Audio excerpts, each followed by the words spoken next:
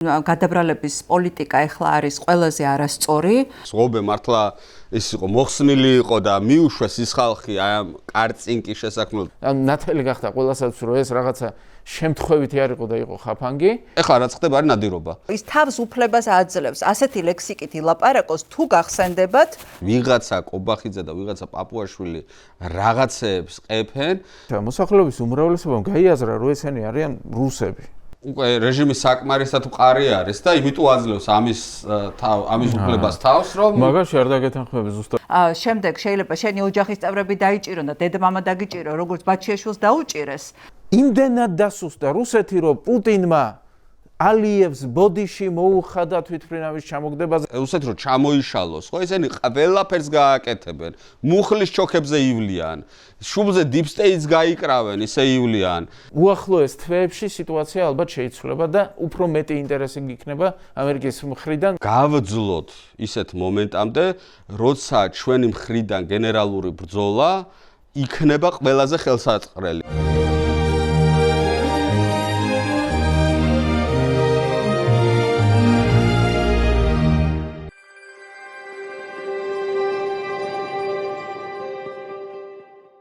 მოგესალმებით, ეს არის საერთაშორისო აქცენტები. მე ეკა კვესიტაძე ვარ. შეგახსენებთ, რომ თქვენ ხართ პლატფორმაზე მისმინე, გამოიწერეთ ჩვენი არხი და ლაიქეთ ჩვენი პოდკასტები, დაგვიკომენტარეთ. ეს ძალიან მნიშვნელოვანი არის ჩვენი არხის პოპულარიზაციისთვის, მით უმეტეს ისეთ სიტუაციაში, როდესაც მედია, თავისუფალი მედია არის ძალიან მძიმე დღეში.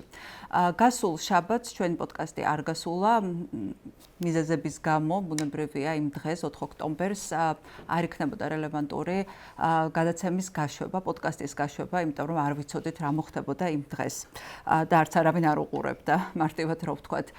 მაგრამ დღეს ჩვენ შევიკრიბეთ იმისათვის, რომ გავაანალიზოთ თუ რა მოხდა, რა მდგომარეობაში ვართ, რა არის აქედან გამოსავალი, რაც ყველაზე მნიშვნელოვანია, რა გვაძლევს ბრძოლის იმედს და რაც ძალიან მნიშვნელოვანია ასევე ვართ თუ არა ეგზისტენციალურად დაკავშირებული უკრაინასთან, ანუ იმასთან თუ როგორ დამთავრდება უკრაინაში ომი. მოკლედ გადავწყვიტე, რომ ამ გადაცემაში მომეყვანა ორი ცნობილი ისტორიკოსი, თემო პაპასქირი და ბექა კობახიძე, რადგან ისტორიაში არის ყოველთვის გაკვეთილები, რომელსაც რატომღაც არ ვიყენებთ ხოლმე და ეხა ისტორიულ პერსპექტივაში ჩვენი ვითარების განხილვა და ამ კონტექსტში ჩასმა ასევე ძალიან მნიშვნელოვანია, რომ საერთო სურათი უკეთესად გავიაზროთ. მოგესალმებით, ბექა, თემო, დიდი მადლობა, რომ ხართ ჩვენთან ერთად. მოკლედ, ჩვენ ვერ ავცდებით ვილაპარაკოთ იმაზე, თუ რა მოხდა 4 ოქტომბერს, იმიტომ რომ გასაგებია გადაბრალების პოლიტიკა ეხლა არის ყველაზე არასწორი და დაგსაქსვის პოლიტიკა, იმიტომ რომ გადაბრალებას ყოველთვის მოყვება დაგსაქსვა, მაგრამ რეფლექსია, გაანალიზება შეცდომების არის ძალიან მნიშვნელოვანი იმისათვის, რომ სწორი გაკვეთილი გამოვიტანოთ ამა თუ იმ მოვლენიდან. სანამ უკრაინაზე გადავალთ და მნიშვნელოვანი რაღაცები ხდება უკრაინაში, მათ შორის უკრაინსა და ამერიკის ურთიერთობებში, რუსეთისა და ამერიკის ურთიერთობებში, მინდა რომ ჯერ ლოკალური სიტუაცია განვიხილოთ, სად ვართ, სად აღმოვჩდით, დაგვხია თუ არა უკან 4 ოქტომბერმა, თუ მას პრინციპულად არაფერი არ შეუცვლია და შემდეგ უკვე ვილაპარაკოთ თუ რა ძაფი გვაკავშირებს უკრაინასთან და რატო არის ეს ძაფი ასეთი მნიშვნელოვანი, რომ შეიძლება ჩვენს განვითარებაზე გადამწყვეტი მნიშვნელობა იქონიოს. მოკლედ დავიწყოთ იმით, რა მოხდა 4-ში, ამ დღეზე იყო დიდი მოლოდინები, იყო დიდი დაპირებებიც და ხალხში გაჩნდა შესაბამისი მოლოდინებიც, თუმცა ამ მოლოდინებსთან ერთვოდა პირდაპირ ვთქვათ რაღაცნაირი უნდობლობაც. აი, იყო მოლოდინი, თან თითქოს არავის არ ჯეროდა, რომ ასე მარტივად ეს ყველაფერი შეიძლება დამთავრებულიყო ერთ დღეს ამის ასე დასრულება არ იყო მარტივი წარმოსადგენი, მაგრამ ხალხი იმდენად არის მოწყურებული რაღაც მოქმედებას, იმდენად არის მოწყურებული და იმდენად სასოწარკვეთილია, რომ ეს ხელისუფლება ამ ხელისუფლებით, რომ მზად არის აი ნებისმიერ ამას გაყვეს, ოღონდ ეს პატარა გზა დაინახოს. ბექა. ხო, პირველ რიგში ჩემი მხრიდან ახლა ძალიან უხერხული იქნებოდა იმის თქმა, რომ აი ხო ვამბობდი და მე მართალი ვიყავი და მაგრამ ეს აშკარად ჩანდა როგორ განვითარებას პოვებდა ეს მოვლენები, მაგრამ არ მინდა ამაზე აქცენტირება, იმიტომ რომ ადამიანები, რომლებიც ამაში მონაწილეობდნენ, თავგაწირეს, არიან ახლა პოლიტპატიმრები და რაღაცა ვერ ილაპარაკებს ნიშნის მოგებით მათთან დაკავშირებით და პირდაპირ მინდა რომ სოლიდარობა გამოუცხადო აქედან მათ და მხარდაჭერა. ვერთდები რა საკვირველია. მაგრამ მეორე ხო, რა თქმა უნდა. მეორე მხრივ ახლა მინდა რომ ცოტა ესე რაღაცა zoom out-ი გავაკეთოთ და შევხედოთ რა გარემოში ცხოვრობთ და ის ამ კონტექსტში განვიხილოთ 4 ოქტომბერს განვითარებული მოვლენები. ანუ ჩვენს გარშემო, ანუ არ შეიძლება გარშემო ყველაფერი ყარდეს და შენ სუნამოსუნი გიდიოდეს, ხო? გარშემო არის მდგომარეობა, სადაც ანუ იქ არის ჩრდილოეთში არის პუტინი, აქ არის ერდოღანი, იქ არის ალიევი და ევროპა და დასავლეთი მთლიანად დაკავებული არის უკრაინით. ანუ შენ იბრძვი შენი დემოკრატიისთვის და თავისუფლების ფაქტობრივად მხოლოდ შინაგანი რესურსებით, შენ ხელთარწებული რესურსებით. შარშან მე ვფიქრობდი რომ შეიძლებოდა ყოფილიყო შანსი რომ შინაგანი რესურსებით გაგვემარჯვა და ჩვენ სამი დიდი ბრძოლა გქონდა. ერთი ეს გაზაფხულზე რუსული კანონი, მეორე თვითონ არჩევნები, სადაც ყველაფერი გავაკეთეთ რაც შეგვეძლო და მესამე უკვე ეს ირაკ ყობახიძის განცხადების შემდეგ 28 ნოემბრის შემდეგ აქციები. ანუ გამოჩნდა რომ რეჟიმს აქვს უფრო დიდი კუნთები ვიდრე ჩვენი მხრიდან ჩაიდო ყველაფერი, ანუ ჩვენ როცა ჩვენ ვამბობ მთლიანად ვინც არ ვეთანხმებით იმას რაც საქართველოში ხდება. მაგრამ ნუ რეჟიმს აღმოაჩნდა დიდი კუნთები, უფრო დიდი კუნთები და რეჟიმის უკან, ანუ ჩვენ თუ ჩვენი შინაგანი რესურსები თუ ვართ, რეჟიმის უკან დგას რუსეთი. ანუ პირდაპირ შეიძლება ეს ვთქვათ, რომ რუსეთი დგას მთელი თავისი რესურსებით, ხო? არა, რა იგულისხმება? მე ვთქვით, მაინდა-მაინც რუსეთის უკან დგომაში ვერ მივყვები ამ ლოგიკას, რა იგულისხმება ამ რესურსებში? ხა ვიღაცას შეიძლება ეგონოს, რომ აი ჯარი დგას, რუსული ჯარი დგას იმის უკან, ივანიშვილის უკან, რაც მე პრინციპულად არასწორად მიმაჩნია და მე მგონი თემოც მეთანხმება. არა, ჯარზე. არა, რესურსი რო თქვა. არა, ხო, აი რესურს რო ვამბობთ, რა იგულისხმება ამ რესურსში თქო. ვიღაცამ შეიძლება ესე გაიგოს თქო, მაგითო თქვი. საქართველო არის პატარა ქვეყანა და რაღაცა არ ვარ წყნარი ოკეანის შუაგულში, სადაც იზოლირებულად შეუძლია მას არსებობა, განვითარება, ეკონომიკის განვითარება და ასე შემდეგ და ასე შემდეგ, ხო? ბოლო რამდენიმე წლის განმავლობაში, ანუ ქუჩაში გავდივართ, ხედავთ ფასების ზრდას, ინფლაცია არის, მაგრამ ამავე დროს არის ეკონომიკის ზრდა, ხო? ელემენტარულად აეროპორტში რო გავიდეთ და შევხედოთ ტაბლოს, საიდან არის ჩამოსვლელი, ხო? ანუ ტურისტი საიდან ჩამოდის, ხო?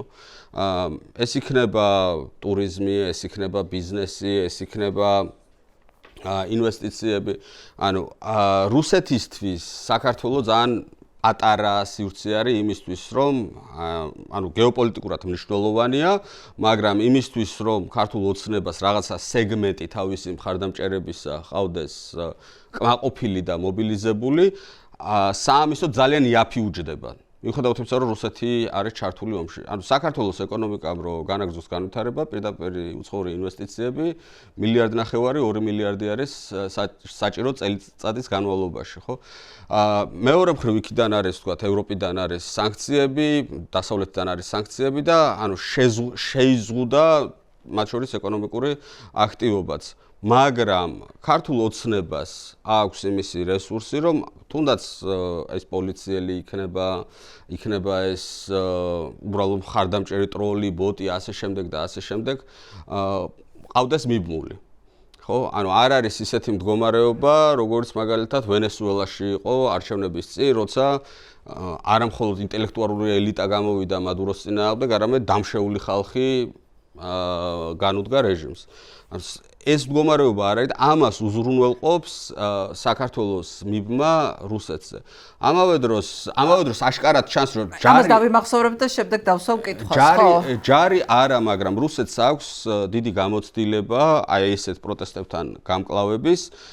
ეს იყო, თქვათ, ნავალნის დროს 2011-12 წლებში, ეს იყო 2020 წელს ბელარუსში და ხელწერა აშკარად ჩანს. ხელწერა, ანუ ვინც აი ამ თემებს იცნობს, ხელწერა აშკარად ჩანს, რომ ჯარით არა, მაგრამ პოლიტექნოლოგიით თუნდაც ადგილზე აი ამ სპეცრაზმების მუშაობაში და ყველაფერში აი ეს რუსული ხელწერა ჩანს. 2019 წელს თუნდაც აი გავრილოვის ღამე რო იყო.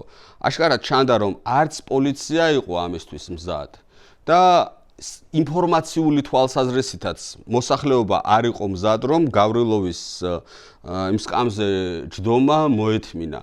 ამის შემდეგ წლების განმავლობაში ესქნებოდა იმედები, პოსტივები და სხვები ისე მოამზადეს მოსახლეობა, რომ დღეს აი რაც იქნებოდა სრულიად შოკური 5, 6, 7 წლის წინ, რაც თითქოს ნორმალიზდა. ანუ მაგალითად ნორმალიზებული არის, რომ სიტყვაზე ევროკავშირის დროშა რო უჭირავს ადამიანს და იმას მოღალატეს რო უწოდებენ, ეს ნორმალიზებული არის. ანუ აღარც გვიკვირს ჩვენ და მათ მოხდა. ეხლა რომ გავრილოვი დავინახოთ იგივე მდგომარეობაში პარლამენტის იგივე რეაქცია არ მგონია რომ იყოს რაც 2019 ჩამჯდარი, ხო, არ იქნება, იმიტომ რომ მაშინ იყო ეს პირველი შოკი, პირველი გააზრება იმისა ბევრი ადამიანის მხრიდან, რომ ჩვენ საერთოდ სხვაგან ვართ, ვიდრე გგონია. ხო, და თუნდაც აი ამ საინფორმაციო ტექნოლოგიებში, ხო, ანუ ეს ყველაფერი არის რუსეთი. ეს ყველაფერი არის რუსეთი, ანუ ამისი გაგრძელება არის საქართველოში. პოლიტიკის გაგრძელება თუ გავიხედავ, თქვათ, მოლდოვაშიც იყო, იგივე უბრალოდ ხელისუფლება მივარგა, ბელარუსზე აღარ მომხდა და ასე შემდეგ და ასე შემდეგ. ერთი სიტყვით, ანუ ესეთ გარემოში ვართ და ჩვენი შესაძლებლობების პიკი, ასე რომ ვთქვი, ჩვენი კუნთების პიკი ვაჩვენეთ 2024 წელს. აღმოჩნდა, რომ ვერ გავიმარჯვეთ. ესეთ მდგომარეობაში, როცა სამი დიდი ბრძოლა ზედიზედ წააგე, ვიმეორებ, რუსული კანონი, მერე არჩევნები და მერე უკვე შემოდგომის აქციები, გექცევიან ისე როგორც დამარცხებულს. ხო? ანუ სრული დომინაცია აქვს და აი ესეთ მდგომარეობაში რო ხარ, როცა ხედავ, ან ნებისმიერ ბრძოლაში როცა ხედავ, რომ მოწინააღმდეგე აქ დომინანტი მდგომარეობა, გადადიხარ ასიმეტრიულ ბრძოლაზე. ხო? 4 ოქტომბერი იყო რაღაცა გენერალური ბრძოლის, გენერალური შეტევის გეგმა, რომ აი ეხლა რაღაცა ერთი დარტყმით ამათ გავტეხავთ და ეს იყო, განწირული, ეს ხო დატესტილი გქონდა უკვე არა. ანუ თუ ამ გზით შეიძლებოდა მოგება, შაშან იქნებოდა ეს გამარჯვება არა. და ეს რას აძლევს რეჟიმს? ანუ რა არის? ეს რას აძლევს? ამას ხედავთ ჩვენ უკვე რომ პოლიტპატიმრების რაოდენობა ჯერჯერობით 100 ადამიანამდე არის ასული. არ მინდა რომ ადამიანები დაუზაფრო, მაგრამ სამწუხაროდ ეს ბევრად უფრო გაიზრდება და ნარატივის შეცვალეს. ანუ თუ აქამდე რადიკალურ ოპოზიციას ამბობდნენ, ეხლა ახსენებენ ტერმინს ტერორისტები უკვე. თუ შევხედავთ აი რეჟიმები, როდის იწყებენ ამ ტერმინი ტერორისტების გამოყენებას, აი მაგალითად 90-იანებში რუსებმა დაიწყო ჩეჩნებთან მიმართებით ამის გამოყენება, ალიევი ესე მთიანი ყარაბაღის სეპარატისტებს უძახდა მათ, იგივე უკრაინელები ამ დონბასელ სეპარატისტებს უწოდებდნენ. ანუ ეს ტერმინი იმას ნიშნავს, რომ რაღაცა ძალის გამოყენებას აპირებ და ეს ტერმინი გაძლევს ლეგიტიმაციას ამისას და ეხლა აი ამ ანუ ასე რომ ვთქვათ ქართულმა ოცნებამ კაზუს ბელის ვითარება შექმნა, განა ისე მოგვერიდებოდნენ და რაღაცა თავზე ხელს გადაგვისვამდნენ. მაგრამ კაზუს ბელი რეჟიმს აძლევს თუნდაც თავიანთ მომხრეებში ლეგიტიმაციას, რომ უკვე დაიწყოს ნადირობა და რაც მერე უნდა გაეწელა ბევრი თვის განმავლობაში, უცბად მოათავოს ეს ამბავი. და ამას მარტო დაჭერებით ჩემი აზრით არ შემოიფარგლება. სხვადასხვა თემები არის, თქვათ, აი მედიის საქმის ბოლომდე მიყვანა, NGO-ების საქმის ბოლომდე მიყვანა, მერე უნივერსიტეტებზე გადასვლა. ანუ ტალღა გამოიწვია 4 ოქტომბერმა, გარდა პიროვნული ტრაგედიებისა, ინდივიდუალური ტრაგედიებისა, იმ ადამიანების, რომლებიც წავიდნენ, გაუშვეს ციხეში უბრალოდ სისხლის სამართლის კოდექსით. აი ეს გარემოებაც გამოიწვია და ეს რატომ არის ჩვენ ჯერ გარდა ინდივიდუალური ტრაგედიისა და ეს პირველია რა თქმა უნდა ჩვენთვის სუფთა ტაქტიკურ პოლიტიკურად რატომ არის დამღუპველი? იმიტომ რომ მე მიმაჩნია რომ რუსეთ-უკრაინის ომი და დღეს ამ თემაზე ვართ შეკრებილები ვერ დამთავრდება. ანუ აი გამორიცხულია რომ დამთავრდეს. ხო, და გავჩერდეთ ახლა რომ მივყვეთ არა უკრაინის ომის ჩაღრმავებას არ ვაპირებ. იმას ვამბობ რომ ჩვენი აი აქთა მხარეს მიზანი უნდა იყოს რომ გავძლოთ ისეთ მომენტამდე როცა ჩვენი მხრიდან გენერალური ბრძოლა იქნება ყველაზე ხელსაყრელი. ანუ ჩვენ 4 ოქტომბერი იყო გენერალურ ბრძოლაში შესვლა ჩვენთვის ყველაზე არახელსაყრელ მომენტში.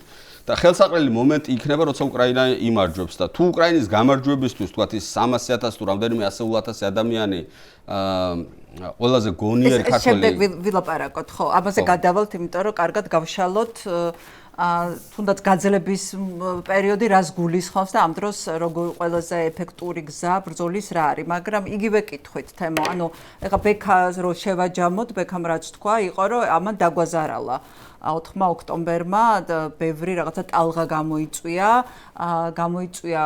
მათი ძალადობის ლეგიტიმაციის სულ მინიმუმ ცდელობა თუმცა დასავლეთიდან წითელი შუქი არ მისცემია რისი დიდი მოლოდინიც ჰქონდათ და ეს იყო ყველაზე უკაცრავად უწალეშუქი ბოდიში არ მისცემია და ეს გარდა იმისა რომ რეალურად პოლიტპატიმრები დაგვემატა სხვა არაფერი არსებითად არ შეცვლილა ჩვენს ბრძოლაში ბექა ამას არ ეთანხმება რას ფიქრობ შენ ხო ნუ ჩვენი ტაქტიკას მუდამ იყო რომ არის ბრძოლა ბოლომდე და ჩვენ 4 ოქტომბერთან მიმართებაში ყოველთვის ქონდა ამ შემთხვევაში ახლა არა უბრალოდ როგორც ისტორიკოსი არამედ როგორც პოლიტიკური ძალის წარმომადგენელი კოალიციის ცვლილებისთვის ფიქრობდით რომ ეს იყო მხოლოდ ერთი თარიღი რომელიც ამ ბრძოლის ერთი ნაწილი და არაფერიც 4-ში არ დამთავრდებოდა და გაგრძელდებოდა შემდგომ და ჩვენ მართლებიც აღმოჩნდით ამაში ახლა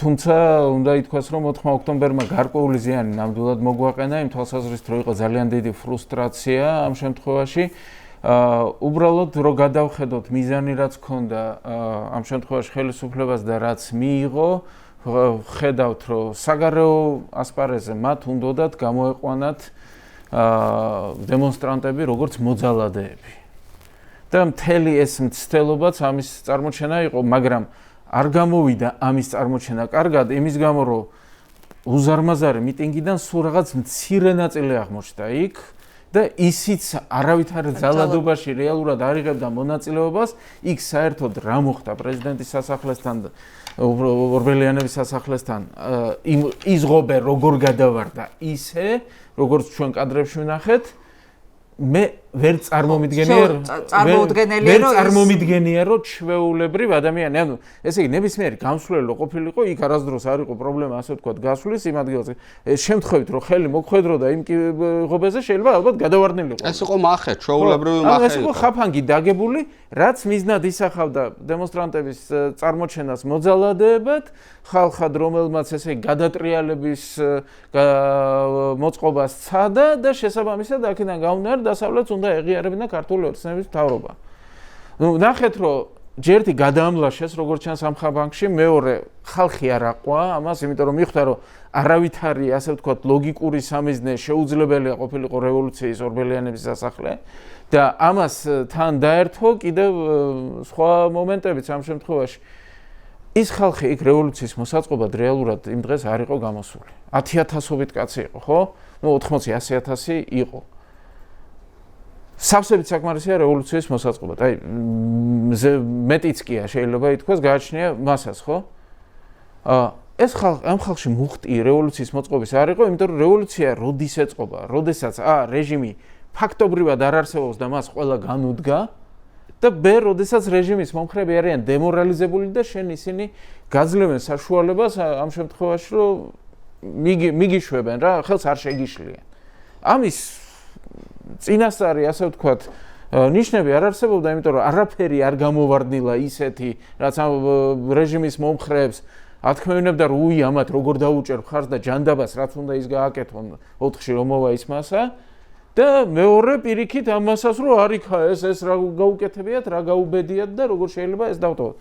ამის შანსი სხვა შორის რეალურად ლიდერი რო გამოჩენილიყო იყო დეკემბერში ახლა აქ ბექას რომ მოყავს აი გახსოვთ როდესაც ტიტუშკები გამოუშვეს და ძალიან დიდი აღტკინება რო გამოიწვია ამან ანუ დარბევად იყო იქ, რომ ესე იგი აწამებდნენ, ცემდნენ ამ ხალხს და პლუს ტიტუშკები რომ გამოუშვეს და როდესაც იყო ესე იგი ძალიან ასე ვთქვათ მძიმე კადრები, აი უკვე ხალხი მზად იყო მართლა ხელისუფლების ხელში ასაღებად, უბრალოდ სალომე ზურაბიშვილი იყო ამ მოძრაობის ლიდერი იმ მომენტში და მან ვერ გაბედა ვერაფრის თქმა. ერთი სიტყვა რო ეთქვა მას, ჯერ კიდევ პრეზიდენტია, არც არავითარი ეგრეთ წოდებული არჩევნები არ ჩაუტარებია ქართულ ოცნებას.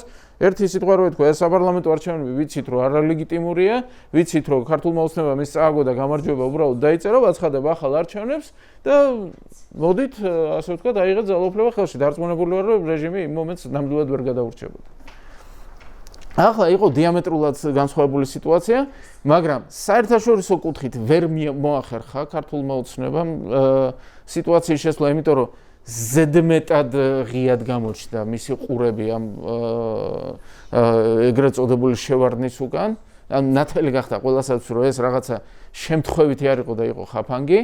მეორე, შიდა სიტუაციაში ხო მოახერხა ოპოზიციის გაყოფა, როდესაც მიუხედავად ბევრი მტკიცებისა, რომ არ შესულიყვნენ ამ არჩევნებში ლელო და გახარია, მაინც შევიდნენ და ძალიან მძიმე მარცხი განიცადეს, კატასტროფული მარცხი, საკუთარი ამომრჩევლების ნახევარიც უკვე ვერ მიიყვანეს არჩევნებზე და შესაბამისად და რასაც ვეუბნებოდით, ჩვენ ხო ვიცოდით, როდესაც მიდიოდა ამას საუბარი, რომ გამოვკითხეთ ხალხს ამორჩევლებს ყველამ თქვა, რომ ამ არჩევნებში როგორ უნდა შეხვიდე, ეს ხო არჩევნები არა.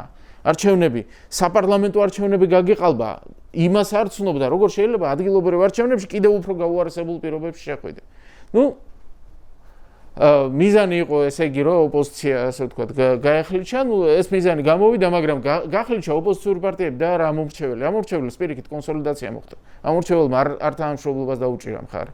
და ესეც იყო მაჩვენებელი იმ დღეს მიტინგზე გამოსული ეს მასა, რომ ეს მასა არ ეგუება ქართულ ოცნებას, თვლის არალეგიტიმურ ხელისუფლებად.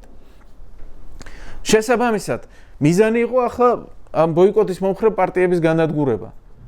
ისე გამოვიდა, რომ ღიად ბოიკოტის მომხრე პარტიებიდან არავის ღიად ხელმძღვანელობის დონეზე არ დაუჭერია მხარი, ახლა კი გასაგებია ახლა ლევან ხაბერიშვილს დიდი პოსტი უჭირავს, მაგრამ ის არ იყო ოფიციალურად გაცხადებული პარტიის პოზიცია, რადგანაც ნაციონალურ მოძრაობამ მონაწილეობდა რვიანში, რომელიც იყო წინააღმდეგი, რომ მთელი ის გადასულიყო ამ 4 ოქტომბერზე და უბრალოდ არ თანამშრომლობის რეჟიმი იყო. ანუ შესაბამისად ჩვენ საერთოდ არ მივიღეთ ამაში მონაწილეობა, გასაგებია ახლა და ორგანიზატორ, საერთოდ არაფერ კავშირში აბსოლუტურად არ ვიყავით და მურთაზ-ოდელოვას რეალურად დატოვებაც მოუწია. პარტიის წევრი ფორმალურად არც ყოფილა, დატოვებაც მოუწია იმის გამო, რომ მან არ გაიზიარა ჩვენი აზრი ამ საკითხთან დაკავშირებით და ჩვენ კატეგორიულად ვუთხართ, რომ ჩვენი პარტიის სახელით მას ის ამ განცხადებებს ვერ გააკეთებდა და შესაბამისად ის იძულებული გახდა უკვე თვითონ როგორც უპარტიოს მიიღო მონაწილეობა. მით უმეტეს, რომ მურთაზი საერთოდ ორი თვის მოსული იყო. მაინტერესებს, როცა ამის განხილვა იყო, აი უნდობლობის განცდა, რომ ის რომ ამ ბრძოლაში გაყოლა არ ღირდა, რატო რა ყველაზე მეტად რამ გაგიჩინა? საქმე იმაში იყო, რომ ჩვენ თვლიდით, რომ ეს არ არის, ასე ვთქვათ, აი ასე ამ მომენტში შეუძლებელია უბრალოდ ფიზიკურად ასეთი ერთი თარიღის ჩამოკიდება, ამ თარიღზე რევოლუციის მოწყობა ეს არ გამოვა, იმიტომ რომ რეალურად რეჟიმის, ასე ვთქვათ, ჩამოშლა. თუმცა ხალხში ამ გამოძახილი პოვა. ხალხში პოვა გამოძახილი, მაგრამ ხალხი მოვიდა რაზე მშვიდობიანად ხელისუფლების გადმობარებაზე. აი ეს იყო ფაქტობრივად, ანუ რომ ისინი თვითონ მოვლენ ჩვენთან გადმოიბარებენ, ეს ხალხი მოვიდა იქ იმის საყურებლად, რომ ჯერ ერთი უმრავლესობას არ სჯეროდა, მე მგონი ამის, მაგრამ იყო სურვილის დონეზე იყო ეგრეთ წოდებული wishful thinking, რომ იქნებ მართლაც მოხდეს. იქნებ მართლაც ჩვენ არ ვიცით და მართლაც რა კი ჭამენ ასე ერთმანეთს ქართული ოცნების წარმომადგენლები, რა კი ასე დარეული არიან ერთმანეთს კლანობრივად. შეიძლება ასე ვთქვათ, ეს ჩვენთვის იყოს მართლაც იმის მანიშნებელი, რომ ეთყობა ვიღაცებს გადმოსვლა უნდათ და იმ მომენტში გადმოვლენ და შესაბამისად ჩამოიშლება რეჟიმი და ქოცების რეჟიმიც ჩაბარდება წარსულს. ხო და აქედან გამომდინარე ახლა ამიტომ იყო ჩვენი ის რომ ბრძოლა ბოლომდე და ამ შემთხვევაში ეს რუსთაველის ბრძოლის რეფორმები უნდა იყოს ამაზე ვილაპარაკოთ და მე უკვე მთლიანად ეს კონტექსტი გავხსნათ უკრაინის თემით, მაგრამ რაღაც რამდენიმე კი არა, ეკონომიკასთან დაკავშირებით და ლეგიტიმაციასთან დაკავშირებით, უკვე შიდა ლეგიტიმაციასთან დაკავშირებით ბექასთან მინდა ეს პატარა დისკუსია, იმიტომ რომ ეკონომიკა რუსეთზე ვართ მიმული ეკონომიკურად ესე იგი ესეც უნდა კარგად ავხსნათ, რამ გააძლიერა ეს რეჟიმი ეკონომიკურად. გააძლიერა იმან, ანუ უკრაინის ომის შემდეგ ხდება ეს ყველაფერი. მაშინ, როდესაც აქ შემოდის ძალიან დიდი ნაკადი ხალხის და რომელსაც ქვია ეგრეთ წოდებული hotmine, ცხელი ფული, როცა შემოაქვს ძალიან დიდი რაოდენობით ფული, ეს ფული ტრიალებს ქვეყანაში და შესაბამისად ის ეკონომიკაში რჩება და ეკონომიკას სტიმულს აძლევს. მეორე ის რომ სანქცირებული ტვირთების გატარება, რომელიც ეს იყო არალეგალური ფულის შემოსავალი, უზარმაზარი შემოსავალი, ეს იყო დადასტურებულად call ცენტრები, რომელიც გაჩნდა სოკუებივით ამ ქვეყანაში და იყო შავი ფულის უზარმაზარი წყარო და ასევე ეს მანამდეც იყო, მაგრამ აი განსაკუთრებით გაიზარდა, ანუ ყველა ჩინოვნიკს ლამის თავისი call ცენტრი ჰქონდა. აი კარგი ჩინოვნიკი ხარ, ლოიალური ხარ, ახლა შენ ერთი call ცენტრი ამ დონეზე იყო დაყვანილი და ნუ ასე დამტკიცებით ვერ ვამბობთ, მაგრამ ის რომ ნარკოტრაფიკის რაღაცა მოცულობა გაიზარდა შემოსავლები აქედან ხელისუფლებისთვის, ანუ ძალიან დიდი ფული დატრიალდა ერთდროულად რამდენიმე არალეგალური წყაროდან, რაც ძალიან დაეხმარათ ამათ გადარჩენაში. თუმცა უნდა ვთქვათ, რომ ეს არ არის განგრძობადი და სტაბილური ფული და მით უმეტეს ეკონომიკაზე, რუსულ ეკონომიკაზე მიბმა, რომელიც ძალიან დიდი ხნის განმავლობაში ძალიან ნელ-ნელა ირღვეოდა, ეხლა უფრო გამოჩნდა სურათი თუ როგორ არის რუსული ეკონომიკა. ანუ მასზე მიბმა ვერანაირად ვეღარ იქნება სტაბილური წყარო ქართული ეკონომიკისთვის გაძლიერების და პლუს გარდა ამისა ის ცხელი ფულით რომელიც შემოვიდა ის თან გაიწოვა და ეს რუსები ნაწილი წავიდა, ნაწილს იმდენი ფული აღარ აქვს, ხო? რამე არასწორად თქვი ამ მიმართულებით? არა, აბსოლუტურად. ნუ ეხლა ღვინის ექსპორტი ანუ ვთქვათ, თუ 2012 წელს 0% გადიოდა რუსეთში ღვინო, დღეს არის 95% ქართული ღვინის გადის რუსეთში. ეს შეიძლება არ არის ეკონომიკის მთავარი დარგი, მაგრამ ერთ-ერთი მნიშვნელოვანი შემადგენელია, მაგრამ ასევე რეგიონებთან მიმართებით არის ძალიან მნიშვნელოვანი რა, რომ არის თველი არის ხა შემოდგომა და ადამიანები ყურძენს რო აბარებენ და პრობლემა რო არის და ნუ ფასი მეტნაკლებად ნორმალურია ამ ყურძნის შაბარების.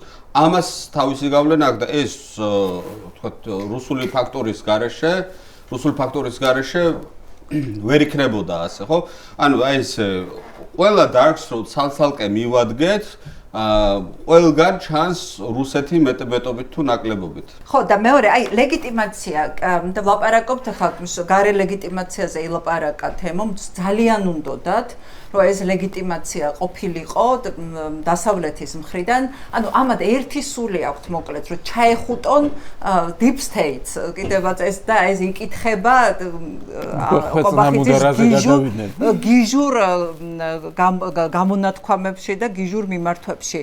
და ეს სწორედ იქითკენ იყო მიმართული, რომ აი რაღაცნაირად ზალადობის ჩვენებით მოეპოვებინათ ეს საერთაშორისო ცოტათი მაინც მხარდაჭერა და რაღაცას გამოკიდებოდნენ და რაღაცას ჩამოკიდებოდნენ. ეს ამ ეტაპზე საერთოდ არ ჩანს პირიქით, არც კი არ შენელებულა ზუსტად იგივენაირი კრიტიკა თუ არ გაძლიერდა, მაგრამ აი შიდა ლეგიტიმაციას რა ვამბობთ? კი, შეიძლება ეს ტროლბოტების გამონათქვამების მიხედვით ასეთი შთაბეჭდილება დაგვრჩას, მაგრამ აი ავიღოთ, აი 71 წლის დამსახურებულ ექიმს რომ აკავებ რაღაც 50 პოლიციელის თანხლებით. აი და ამდენი პოლიტპატიმარი როყავს. მე მგონი ერთსულ მოსახლეზე უკვე ყველას გადაუსწარით პოლიტპატიმრების რიცხვით, ხო? აი ეს შეუძლებელია რომ ეს რაღაც სიამოვნებას ანიჭებდეს ოდნავ მაინც ნორმალურ ადამიანს. აი ამ საგარეო ლეგიტიმაციის ამბავში ცოტა სხვა მოსაზრება მაქვს. კი ბატონო. ანუ მე ვთვლი რომ ესენი არიან პირდაპირ რუსეთის გაგრძელება. როგორც ლუკაშენკო არის რუსეთის გაგრძელება, ესენი არიან რუსეთის გაგრძელება. უბრალოდ აქ არის ხო და აქედან გამომდინარე ამათ დასავლეთთან დალაგება არც აინტერესებს და ამბიციაც არ აქვს ამისი. უბრალოდ განსხვავებით ლუკაშენკოსგან საქართველოში ჯერ კიდევ თუნდაც ქართული ოცნების მომხრეებში არ არის ლეგიტიმური პირდაპირ განაცხადო, რომ ჩვენ ვართ პრორუსები და ეხლა ჩავალთ მოსკოვში და პუტინთან სურათებს გადავიღებთ და ასე შემდეგ. აქეთ მივდივართ, ხო, ამას კიდე სხვა დონის საინფორმაციო მომზადება ჭირდება ამ ტელეიმედების და პოსტივების მხრიდან, ანუ გავიხსენოთ წეღარავს ვთქვით, ხო, 2019 წელს სად ვიყავით, რეებისთვის არ ვიყავით მზად და ეხლა სად ვართ 2025 წელს, დრო სჭირდება კიდე მაგისთვის მომზადებას. მაგრამ ეხლა ესენი ამ კაზუს ბელის იყენებენ არა დასავლეთის მოსამხრობად, რომ აი დასავლეთმა თქვას რომ ეს საშუალება დაგმეთო ეს არის რაღაცა ხვეწნა. ხო და მე როგორ არა ხვეწნა კი არ არის, მუშტებს უქნევენ. ანუ მე მათ პრესკონფერენციებს უყურე, ანუ პაპუაშვილის კობახის პრესკონფერენციებს უყურე და ანუ სპინი, ნარატივის სპინი იყო, რომ აი დასავლეთი არის ამ ყველაფრის უკან. აი დასავლეთმა უზრუნველყო ეს, აი დასავლეთი აკეთებს ამას. ეს არის, ანუ საქართველოში ჯერ კიდევ პრობლემური არის. Deep State-ი აკეთებს და თუ მოერევით Deep State-ს, მერე დაგელაპარაკებით. ბოლოს უკვე ისიც კითხეს, რომ ნუ ყოფთო აგენტებად და იმათ რა ქვია მაგას მტრებადო, ჩვენო მტრები არ ვართო, მთავარია აგენტები არ გავხდეთო, ანუ აგენტები არ ვიქნებითო და ის ცანითო რა ხვეწნა მუდარაზე გადავიდნენ უკვე, იმიტომ რომ ეგონათ რომ გაჭრიდა ეს ყველაფერი. არ არის მასე მარტივად საქმე, ბექა შენ გონე ამათ კი ჩვენ ვიცით რომ ესენი პრორუსები არიან, მაგრამ არა, მე ვიტყოდი რომ ესენი არიან რუსები. ანუ რუსები არიან თავისი ქცევით, მენტალობით, ყველა ივანიშვილი არის 90-იანი წლების კრიმინალი რუსი, რომელიც აბსოლუტურად ყველაფერზე არის წამსვლელი, თავისი ქონება შეინარჩუნა. სწორია, მაგრამ სახის შესანარჩუნებლად საქართველოში სადაც 80% მხარს ევროკავშირს უჭერს. ხო და მან დავარ თემომეც, მან დავარ მეც, რას ვამბობ, იცი რომ ანუ სჭირდებათ მას ეს. ანუ ერთი აი კომბინაცია არის ესეთი რა, რომ ის ხალხი მიუშვეს, აი ის ღობე მართლა ის იყო მოხსნილი იყო და მიუშვეს ის ხალხი აი ამ კარწინკის შესაქმნელად, აი კაზუსბელის შესაქმნელად, ამან გამოიწვია სადამსჯელო ოპერაციის ლეგიტიმაცია და უკვე დასავლეთისთვის ამისი გადაბრალება, რომ ანუ დასავლეთის გინება უფრო ლეგიტიმური გახდეს. ანუ ამისთვის ამის ლეგიტიმაციისთვის არა, კი, მაგრამ არ არის მაინც მარტივი ეგ ამბავი რა საქართველოში დასავლეთის გინება ჯერ კიდევ სჭრის ყურს და აი ეხლა რომ დასავლეთის სისხლის ზღვრას გეგმავდა საქართველოში და მხოლოდ Deep State-ი არ უძახიათ მათ, ანუ ეს კობახზე რომ გამოდიოდა და პაპუაშვილი ხო კონკრეტულ აი რაღაცა ევროკომისიის ეს რა ქვია პრესპიკერი ფონ დერ ლაიენი ახსენეს, ანუ აბსტრაქტული Deep State-ი კი არა უკვე ევროკავშირის ლიდერშიპის კონკრეტულ სახელმწიფოებს ლაპარაკობდნენ ამაზე. მათთვის ეს ყველაფერი Deep State-ი. ხო, მაგრამ გადავიდეთ, გასაგებია, ხო, განსხვავებული მოსაზრება გაქვს, თუმცა აქვე სანამ შიდა ლეგიტიმაციის თემას დავუბრუნდებოდეთ, რაც ასევე მნიშვნელოვანია, მინდა გკითხოთ, აი გახსენდებათ თუ არა რომელიმე ლიდერს გარდა ჰუსიტების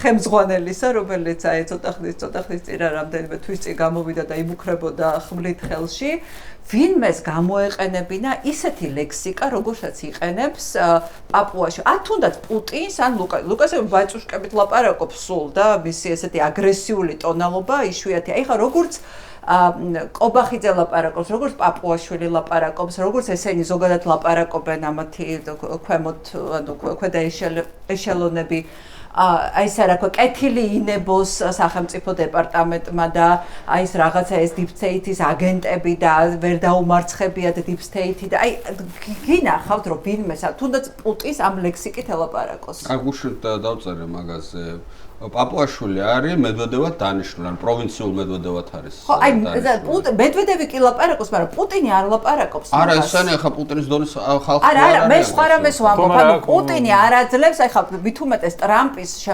მას შემდეგ რაც ტრამპი გახდა პრეზიდენტი, ხო, სულ ცდილობს რომ ესეთი სწორი ლექსიკა გამოიყენოს ტრამპთან მიმართებაში, რომ ლექსიკით არ გააღიზიანოს. მედვედევი სხვა არის, მედვედევი რაღაცა გიჟებს არ ხუასავით რომ ზარქუასავით ხო და მედვედევის როლში არის პაპუაშვილი, კაცო, დანიშნული არის. გავიგე, მაგრამ კობახიძე ხო არის, გავიგე, მაგრამ დიდი განსხვავება პაპუაშვილის არა, გასაგებია, მაგრამ ისინი ლაპარაკობენ, ივანიშვილი ხო არ გამოდის, პუტინი გამოდის და ლაპარაკობს. თქვათ ანუ ივანიშვილის ადგილს პუტინის ადგილს ვინ იკავებს ქართულ რეალობაში? ივანიშვილი. ხო, მაგრამ ივანიშვილი არ აკეთებს და პუტინი აკეთებს განცხადებებს. ანუ განცხადებებს ივანიშვილის სახელით აკეთებს კობახიძე. არა, მაგაში ვერ დაგეთანხმები. შათირიშვილი. ანუ შათირიშვილი, არა, ყველა ასეთი აგრესიული ლექსიკა თან ქვეყნისგან, რომელიც ერთი გადაყლაპვაა ხო ყველასთვის. ეხლა რუსეთი არ არის საქართველო, რომ ის თავს უფლებას აძლევს ასეთი ლექსიკით ილაპარაკოს, თუ გახსენდებათ რომელიმე შემთხვევა, რომელიმე ქვეყნის. კიდე ერთად მე მართლა გამახსენდა ხუსიტების ლიდერი, რომ იემენიდან იმუქრებოდა. იმიტომ რომ აი წარმოიდგინე ეკა ძალიან შორი და რაღაცა პატარა ძაღლი ყებს და ამერიკისთვის არის ეს რა რომ ანუ რაღაცა რიტორიკულად შიდა პოლიტიკური მოხმარებისთვის ვიღაცა კობახიძე და ვიღაცა პაპუაშვილი რაღაცებს ყებენ და ანუ არ არის ეს მნიშვნელოვანი და სტრატეგიული რა ანუ რაში აინტერესებთ საერთოდ ხო ნუ მაგათ აინტერესებთ თქვა უკრაინაში რა ხდება ეს სტრატეგიული და მნიშვნელოვანი არის და ახლა რამდენჯერაც რაღაცა მოიბოდიალა მედვედევმა უკრაინასთან დაკავშირებით ანუ მედვედევსაც კი პასუხი გასცა პასუხი გაეცა ამერიკის მხრიდან, ხო? ნუ თავის რაღაცა იმების გაგზავნით, ავიამზედების წყალქვეშა ნავების და ასე შემდეგ გაგზავნით, ხო? მაგრამ ესენი ამათ იციან, რომ დასავლეთი არანაირ თავის პოლიტიკის მობილიზაციას საქართველოსთან დაკავშირებით არ მოახდენს, იმიტომ რომ არ არის საკმარისად მნიშვნელოვანი, ხო? კი ბატონო, რეზოლუციები, სანქციებიც იქნება რაღაცეები, მაგრამ აი ის რომ ეხლა დასავლეთმა ხელები დაიკაპიცოს და რეჟიმის მოხჩობაზე იზრუნოს აქ, ამ დონის პრიორიტეტი უნდა შევაფასოთ ჩვენ რეალურად, რომ არ ვართ. და ამათ იციან, რომ რეგიონში თავარი ძალა, ანუ რუსეთი ძალიან დასუსტებულია, რაზეა საუბარი. საერთაშორისო გლობალური თვალსაზრისით, მაგრამ ჩვენ აქ და ახლა გვაინტერესებს რა პოზიციაშია რუსეთი და აქ და ახლა რუსეთისთვის უფრო მეტი პრიორიტეტი არის საქართველო, ვიდრე დასავლეთისთვის და შესაბამისად ესენი არიან იმისი მონები, ვისაც ძალა აქვს. ხო? აი სიტყვაზე რუსეთი რომ ჩამოიშალოს, ხო, ესენი ყველაფერს გააკეთებენ. მუხლის ჩოქებზე ივლიან, შუბლზე deep state-ს გაიკრავენ, ისე ივლიან. რა ვიცი, აი ყველა უკადრებელს იკადრებენ. რუსეთი როგორც კი ჩამოიშლება, ესენი მეორე დღეს არ იქნებიან. კი ბატონო, ეხლა გადავიდეთ, მივყვეთ ნაბიჯ-ნაბიჯ ერთი კიდე მინდა რომ ამ შიდა ლეგიტიმაციაზე ვილაპარაკოთ. გოგი ჩახუნაშვილი 71 წლის ძალიან ცნობილი ექიმი რომ დაიჭირეს და რომელზე კომენტარის გაკეთება მოუწია ასევე ცნობილი ექიმ მიქელაძეს, რომელიც გამოირჩევა და ყოველთვის ლოიალობით ოცნების კარის მიმართ, ხო, აი ესეც უკვე პრობლემაა. თემურ მიქელაძეზე საუბრობ. აი ისეთ მდგომარეობაში ჩაყენება მისივე მომხრეების, როცა მათ უნდა გააკეთონ რაღაც განცხადება, ეს არ არის კომფორტული ოცნების მომხრეებისთვის. ეს გარდა ამის ეს არის პატარა ქვეყანა, როცა ერთსულ მოსახლეზე ამდენი პოლიტპატიმარი ყავს, ხო, იმ ყველას ყავს რაღაცა ნათესავი მეზობელი, ყველა მიცის ვინ რას წარმოადგენს, ხო?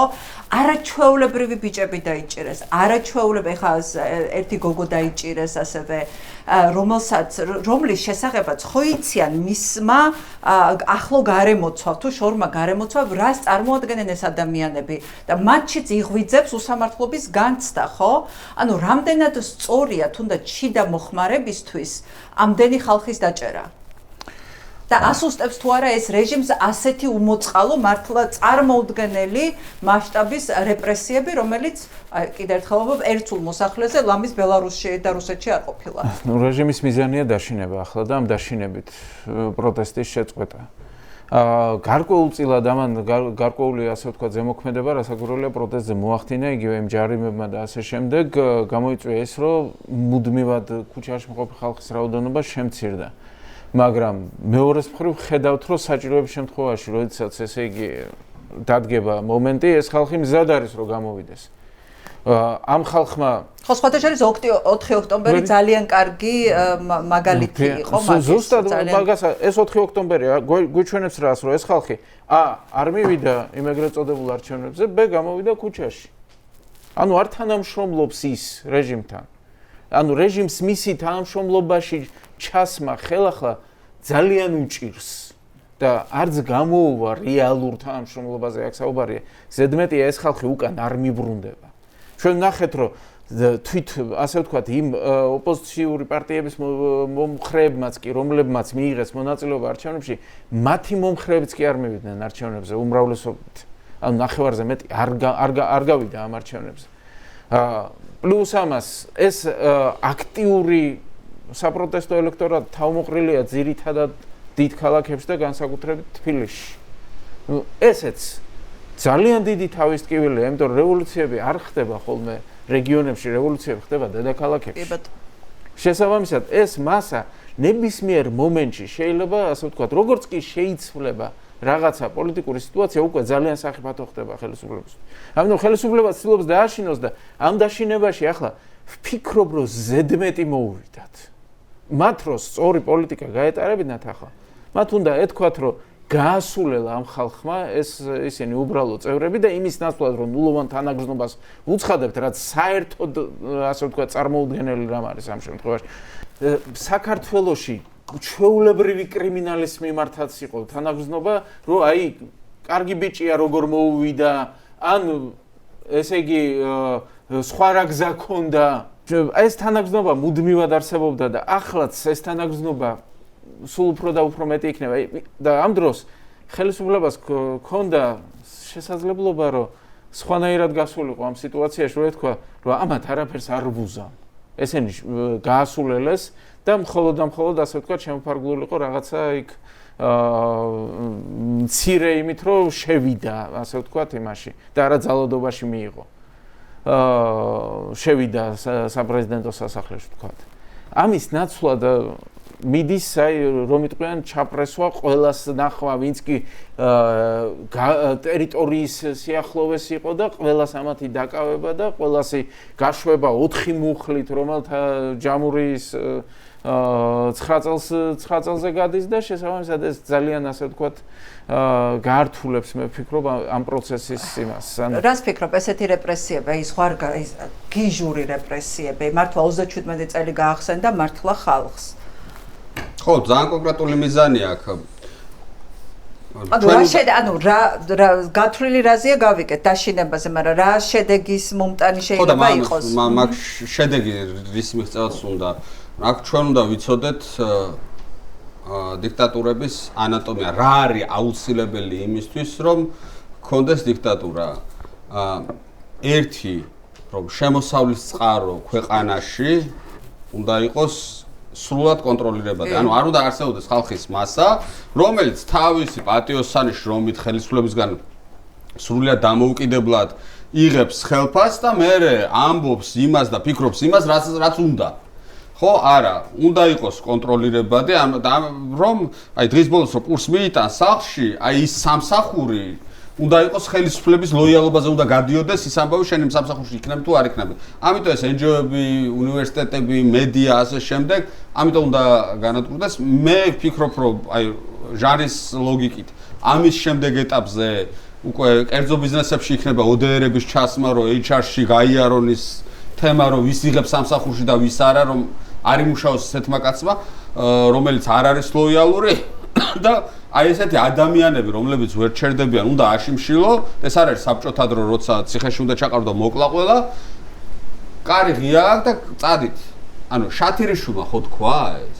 ის შემთხვევით არ ლაპარაკობს, რომ არის ესეთი ხალხი და სალომე ზურაბიშვილთან მოიტანა ანალოგია სხვათა შორის. სალომე ზურაბიშვილის წინაპრებიო როგორც წავიდნენ, ესე უნდა წავიდეს ეს ხალხი ქვეყნიდან. ანუ 21 წლის ოკუპაციასთან თვით მე ხო არ მოგეს, თვითონაც თქვა. მოიტანა ანალოგი, რომ ეს ხალხი უნდა წავიდეს. ანუ ამოცანა არის ეს, რომ ანუ გადაკეტოს შემოსავლის წყაროები, მეორე ამას უნდა მიემატოს დაშინება, რომ ანუ გაუსაძლეს აი დღეს რამდენიმე ადამიანმა მეგობარი შემხვდა და რაღაცას თქვათ ოქტომბრის ბოლოს, ნოემბრის დასაწყისში რაღაც სამეცნიერო საკითხებზე ველაპარაკები. ხო, თუ ვიქენით გარეთ გავაკეთოთ. დაკავებამ და დაჭერამ ხო დაკარგა თავისი ანუ პირველი შიში გადალახულია რაღაცნაირად იდეასთან ადაპტირება ხდება. მოდი ვიტყვი რომ რაოდენობა ჯერ არ არის იმდენად კრიტიკული რომ ხელისუფლებისთვის ამას ასე ვთქვათ სერიოზული შედეგი მოჰქონდეს, იმიტომ რომ ჯერჯერობით ეს არ ცდება ასე ვთქვათ რამდენიმე ათეულ კაცს და ნუ 100 ახლა გადასცდა და ეს გადაცდა. ხო, მაგრამ ეს კრიტიკული არ არის ხელისუფლებისთვის. აი 1000 რომ მიაღწევს უკვე იწყება კრიტიკული რეალურად. სწავლენ მაგამ. ხო, ესენი წამსვლელები არიან, მაგრამ ახლა საქმე რაში ახლა შენ რაც აღწერე სიტუაცია აბსოლუტურად ზუსტია, როგორ უნდა იმოქმედოს ასე ვთქვათ ხელისუფლება დიქტატურის დასამყარებლად. და კიდე პლუს ერთი რაღაცა ბოდიში ხდება, ერთი რაც აუცილებელი არის და თქვენ როგორც პარტიის წარმომადგენლს გეუბნები ამ შემთხვევაში გეხებათ, რომ არ უნდა იყოს ალტერნატივა.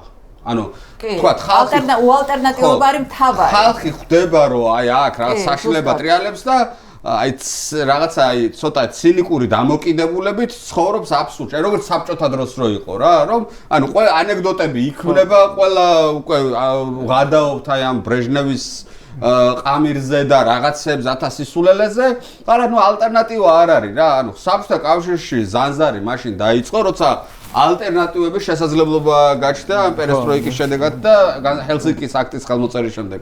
ჰელსინკის აქტი იყო ძალიან დიდი განმაპირობებელი იმის რაც მოხდა საბჭოთა კავშირში, ოღონდ საბჭოთა კავშირი ამას ვერ მიხვდა მაშინ, როდესაც ხელს აწერდა. მაგრამ განსხვავება ის არის, რომ საბჭოთა კავშირში კერძო ბიზნესი არ არსებობდა. შენ აქ კერძო ბიზნესის მოგუდვა გჭირდება.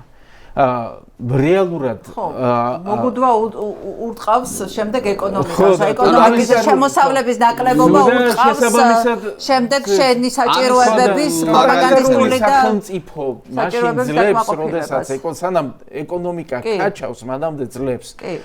ტოტალიტარული სახელმწიფოს დამყარება დღევანდელ პირობებში 21 საუკუნეში გაცლებთ რთულია ვიდრე ეს იყო მე-20 საუკუნეში ახლა მაშინ ბევრად მარტივია. ტოტალიტარული არც უნდა თემა ჩემი ტოტალიტარიზმი გულისხმობს გარკვეულ ავტორიტარიზმი კი ბატონო დიქტატორად შეიძლება მაგრამ ავტორიტარიზმი ზუსტად რომ აი ამ ფინანსურ თვალსაზრისით, ეკონომიკური თვალსაზრისით თავისუფლებებს არ ზღუდავს ისე ხშირად.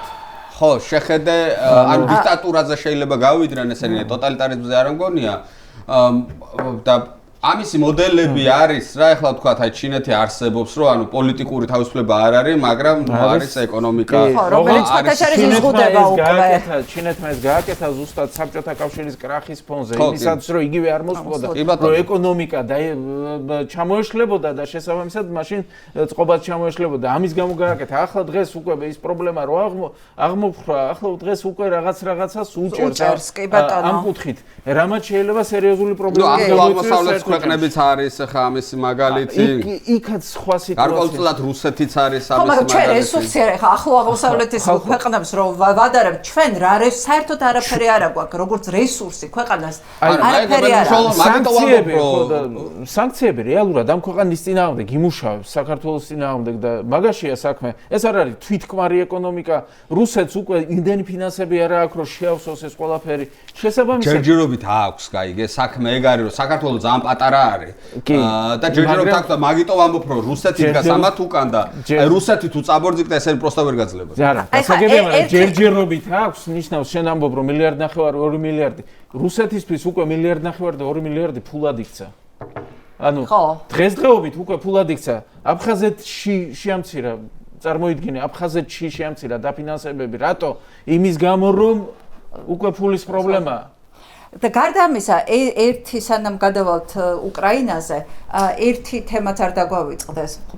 უკვე აი ეს ერთი მკვდარია ივანიშვილის სინდისზე.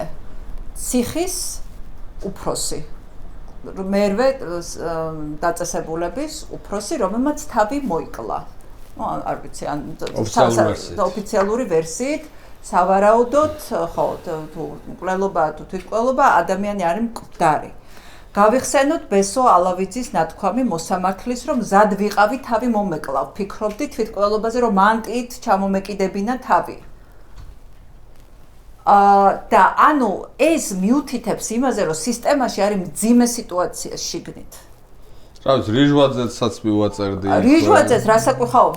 რიჟვაძე, რასაკვირველია რიჟვაძე, ხო? პირველი შვილიც იყო ადრე ასე. ხო პირველი ესეთი მკაფიო მსხვერპლი ამ ყველაფრის იყო რიჟვაძე. ანუ სისტემაში არის ძალიან მძიმე ვითარება ამ თვალსაზრისით. შიგნით სისტემა არის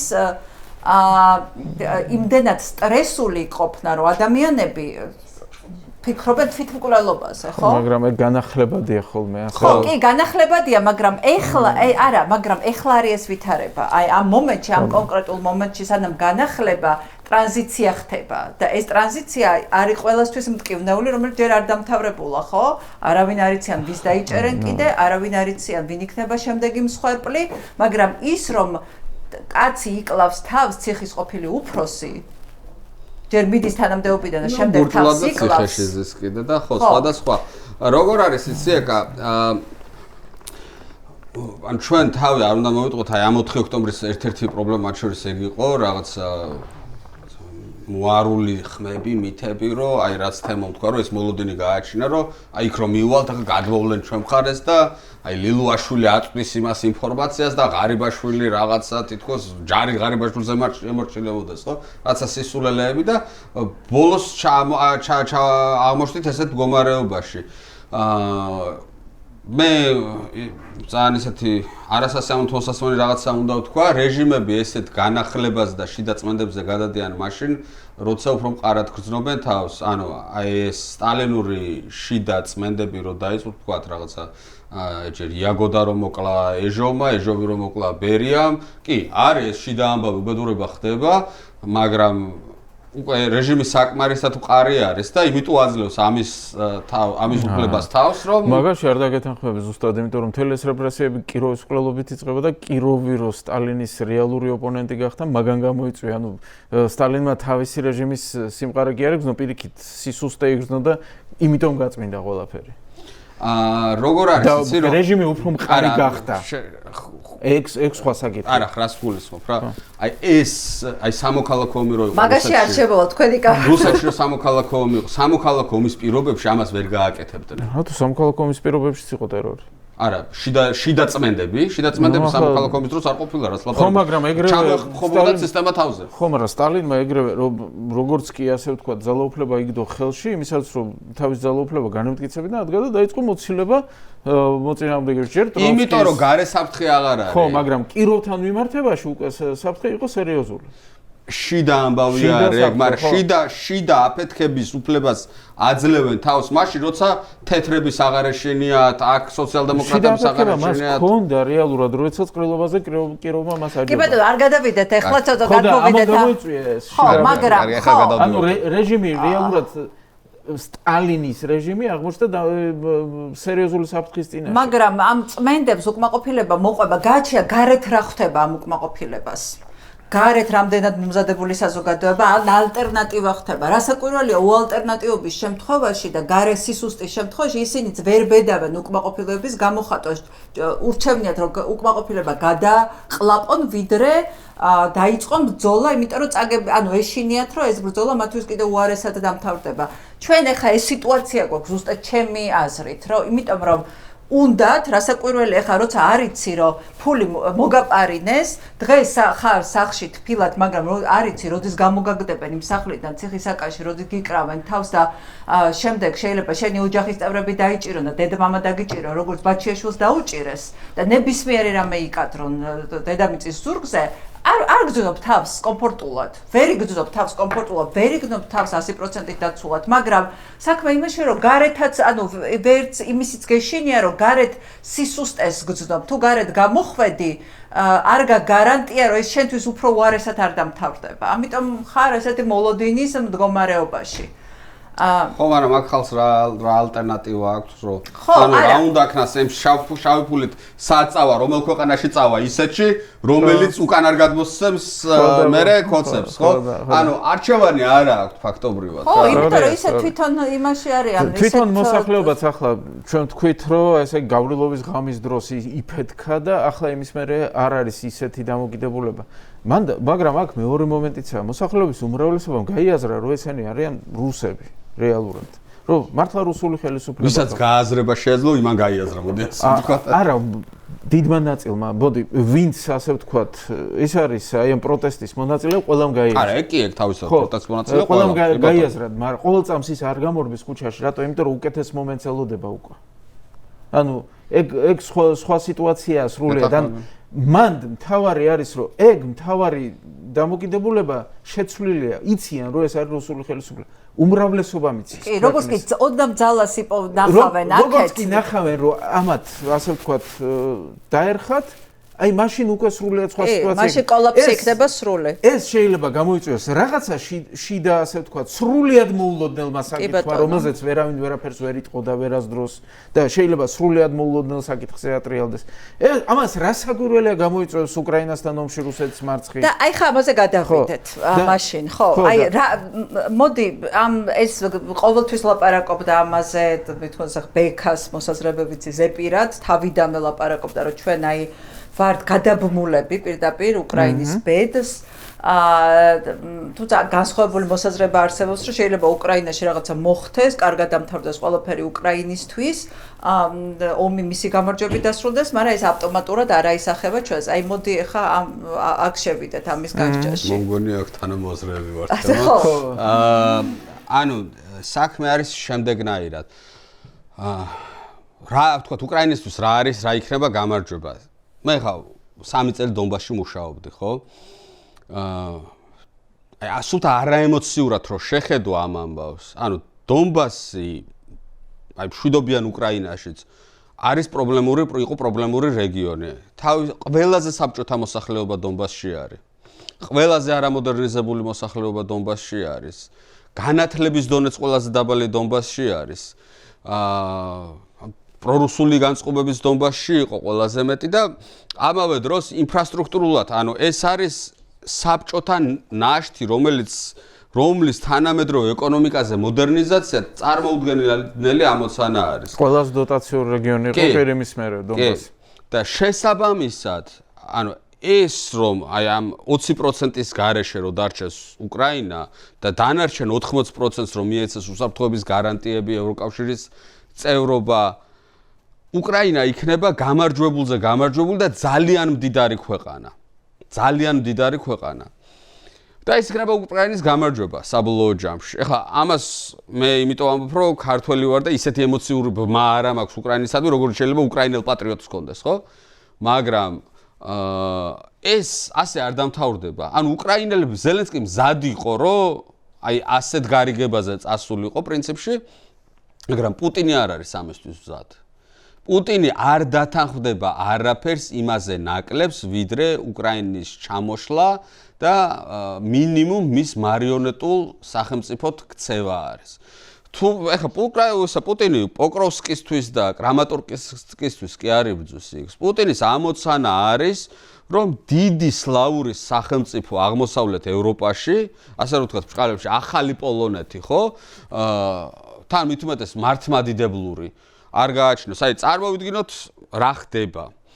დაიშალა საბჭოთა კავშირი და უკრაინას აღარ აინტერესებს იყოს იმპერიის პროექტის ნაწილი. იმიტომ რომ მას შეუძლია იყოს ერის სახელმწიფო, დასავლური სამყაროს ნაწილი, მაღალი მთლიანი შიდა პროდუქტის, ცხოვრების მაღალი დონით. რუსეთს ეს არ შეუძლია. იმიტომ რომ რუსეთი არ არის ჰომოგენური ქვეყანა, ის რუსების და არარუსების რაოდენობა თითქმის თანაბარი არის, 45-45-ზე არის რუსების სასარგებლოდ, თითქმის თანაბარი არის და მას არ შეუძლია დემოკრატიის პირობებში რამე სოციალური კონტრაქტის შესთავაზოს მის სუბიექტებს ისეთი, რაც მათ მიაბავს რუსეთზე. მაგალითად, აი ბრიტანეთმა შოტლანდიას ისეთი ცხოვრება შესთავაზა, რომ შოტლანდია თვითონ ამბობს უარს დამოუკიდებლობაზე. რუსეთს ეს არ შეუძლია. რუსეთი არ არის მდიდარი ქვეყანა. რუსეთი ორჯერ უფრო ღარიბია ვიდრე კალიფორნიის შტატი, ანუ ეკონომიკის ზომას რო შევხედოთ. რუსეთის ეკონომიკა უფრო პატარაა ვიდრე ნიუ-იორკის შტატის ეკონომიკა, ხო? შესაბამისად, იმისთვის რომ არ დეზინტეგრირდეს რუსეთი, მას არჩევანი არ აქვს, უნდა იყოს იმპერია. და იმისთვის რომ იყოს იმპერია მას არჩევანი აქვს თუ ეკონომიკას გადააწყობდა და სხვანაირად ვერ იზავს მაგას როდესაც მოუწევს ალბათ თუ აი წარმოვიდგინოთ სცენარი რომ უკრაინა 80% უკრაინის დარჩა ასე რომ ვთქვათ უსაფრთხოების გარანტიები დასავლურ სამყაროს ნაწილი 20-30 წელიწადში ერთ სულ მოსახლეზე უკრაინის მთლიანი შიდა პროდუქტი იქნება 3-ჯერ 4-ჯერ უფრო მეტი ვიდრე ეს არის რუსეთში და შესაბამისად აქედან გამომდინარე ისმევა კითხვა რუსი ობივატელის და ელიტაც სვავს ამ კითხვას აი ეს ალეკო მიქაბერიძემ ყავდა ჩემ პოდკასტში მოსწავლე და იქ განვიხილეთ ეგ საკითხი აი დეკაბრისტებს რაც დაემართათ რომ თუ ნაპოლეონი დაამარცხეს მაგრამ პარიზში იყვნენ გერმანიაში იყვნენ და ცხოვრების დონე ნახეს იქ და რო ჩამოვიდნენ უკვე ან დასვეს კითხვა რომ რა ჯანდაბად გვინდა ეს იმპერია როცა ისინი ისე ცხოვრობენ და ჩვენ აქ ნეხში ვართ და ამას მოყვა ეს დეკაბრისტების აჯანყება ეს პრობლემა იქნება თუ თქვათ უკრაინა იქნა მსგავსი კულტურის მსგავსი ლინგვისტური ანუ ენობრივი მსგავსი სარწმუნოების და ასე შემდეგ ქვეყანა იქნა 3-ჯერ 4-ჯერ უფრო მდიდარი ვიდრე რუსეთი ეს გრძელვადიან მომავალში გამოიწვევს იმპერიის იდეის ეროზიას და რუსეთის დეზინტეგრაციას. რით არის საფუძველსაც მე მომავალი ისტორიკოსი პუტინის გადაწყვეტილებებში დაინახავს. პუტინი ხო ისტორიის წიგნებში ცხოვრობს, თავისთავად ხო ისტორიის წიგნებში ხედავს. ამიტომ ის არ დაუშვებს ამას. ეს არის ერთი პრობლემა და მეორე პრობლემა რომ თუ რუსეთი ახლა არ დაუშვებს და მეორე შეუძლია თუ არა რომ არ დაუშვას. ხო და ეგ აქვს პრობლემა და მეორე საკითხი რაც არის რომ თუ აი ესე მოხდა გარიგება რუსეთი დარჩება კეთროვანი, სრულიად კეთროვანი და იქცევა დიდ ჩრდილოეთ კორეად. ანუ ჩინეთის ვასალად და რუსეთის ისტორია გვაჩვენებს შემდეგს, რომ რუსებს ელიტურ დონეზეც არ შეუძლიათ მიიღონ იდეა, რომ ისინი არიან მეორეხარისხოვანი სახელმწიფოები. აი, ყირიმის ომში რომ დამარცხდა რუსეთი, ამას მოყვა ალექსანდრე მეორის რეფორმები, იმიტომ რომ ყირიმის ომმა აჩვენა, რომ ისინი არიან მეორეხარისხოვანი სახელმწიფო. ალექსანდრე მეორის რეფორმები, რამაც საბოლოო ჯამში იმპერიის დეზინტეგრაცია გამოიწვია. ანალოგიურად, ცივი ომის არ გამოუწევია, მოდი ასე ვთქვათ. არა, ნუ დაიწყო იქიდან პროცესი, ხო, ლიბერალიზაციის. და შემდეგ გადაყვა. ხო, შემდეგ ესე იგი 80 გადაყვა არასაკმარის ლიბერალიზაციას. ანუ ის მოკლა იმ ხალხმა, ვისაც მიეჭდა რომ საკმარის რეფორმებს არ ატარებდა. და იმის საბჭოთა პერიოდის ბოლოს, ხო, ან გორბაჩოვმაც ეგ დაინახა, რომ საბჭოთა კავშირი არის მეორეხარისხოვანი სახელმწიფო ფაქტობრივად და ამისი შეტრიალების ცდელობა იყო პერესტროიკა და ხელში შემოეშალა.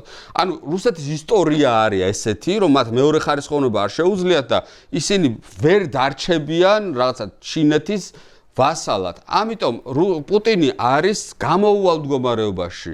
ანუ ერთი მხრივ ვერ იგებს და მეორე მხრივ არ შეუძლია არსებულ პირობებზე შეთანხმება. ამიტომ ის იომებს ბოლომდე იომებს და მე ვფიქრობ, რომ აბსოლუტურად რეალისტური არის ეს დასრულდეს მისი კოლაფსით. და თუ ეს კოლაფსი მოხდა, შემდეგ, აი, ნუ მე ამას უწოდებ ევრაზიულ გაზაფხულს.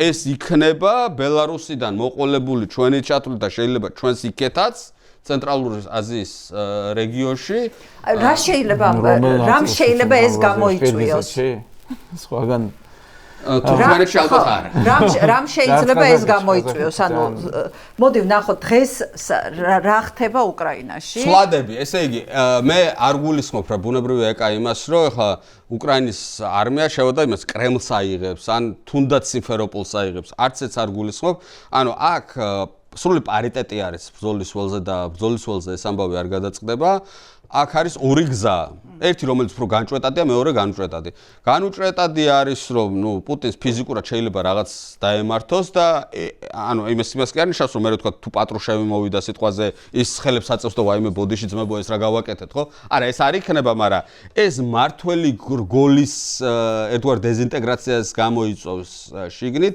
შიგნი ახალი გადალაგებების საწყისი უკრაინას და დასავლეთს მეტი ზეწოლის ბერკეტებს მიცემს, იმიტომ რომ ისტორიაში აი თემო არ ვიცი დამეთანხმება ალბათ როგორც ისტორიკოსი, ისტორიაში არ მახსენდება ვითარება, როცა ესეთი ფიგურა, გამოკვეთილი ფიგურა, რაღაცა, სტალინის ვერ მივა პუტინი, მაგრამ მაინც რაღაცა ესეთი რაღაცა მასთან რო არის სახელმწიფო ასოცირებული, რომ ამას შემდეგ ამავე ზომის და მასშტაბის ფიგურა მოყვებოდეს.